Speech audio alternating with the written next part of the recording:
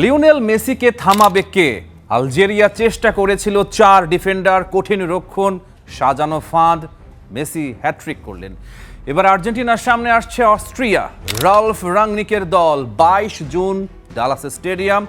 Group জের শীর্ষ 2 দল মুখোমুখি। প্রশ্ন একটাই, এবার কি মেসিকে বোতলবন্দি করা যাবে?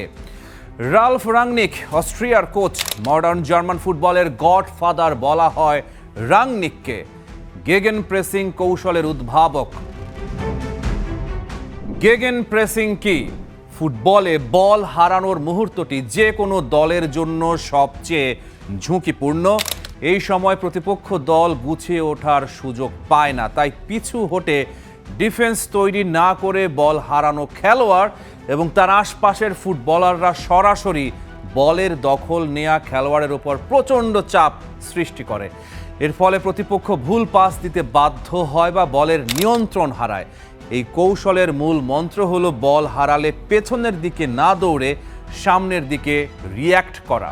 রাল্ফ রাংনিক ফুটবলের দার্শনিক, নির্মম, হিসেবি, বৈজ্ঞানিক। তিনি ম্যান মার্কিংয়ে বিশ্বাস করেন না। একজন মানুষের পেছনে আরেকজন মানুষ লাগিয়ে দেয়া এই পুরনো পদ্ধতিতে তার আস্থা নেই। আর মেসিকে ধরে রাখার মতো ডিফেন্ডার ফুটবল দুনিয়াতেই নেই। তাহলে অস্ট্রিয়ান কোচ রাংনিক কি করবেন?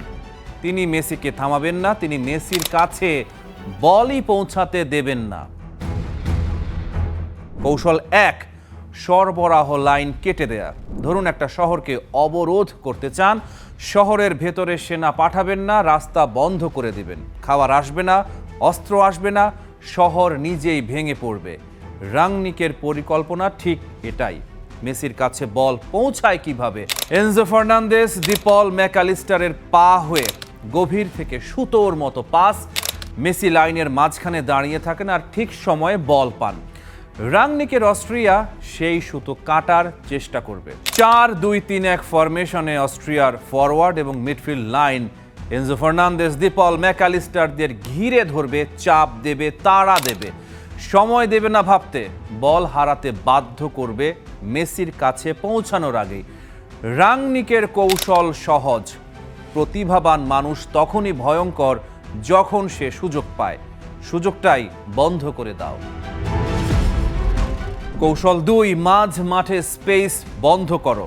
মেসির প্রিয় জায়গা কোনটা? ডান হাফ স্পেস। সেখানে নেমে আসেন, বল পান, ঘুরে তাকান, তারপর থেকেই বিপদ শুরু। কনরাড লাইমার আর মার্সেল সাবিৎজার, এই দুজন অস্ট্রিয়ান মিডফিল্ড ইঞ্জিন। দুজনেই অক্লান্ত, দুজনেই স্মার্ট। এই দুজন মিলে মেসির চারপাশে একটা অদৃশ্য বক্স তৈরি করতে পারেন। স্ট্র্যাটেজি হলো মেসি যখনই সেই জায়গায় নামবেন, লাইমার আসবেন, সাবিৎজার আসবেন, পাসিং লেন বন্ধ হবে। ঘোরার জায়গা থাকবে না, কিন্তু এখানেই বিপদ।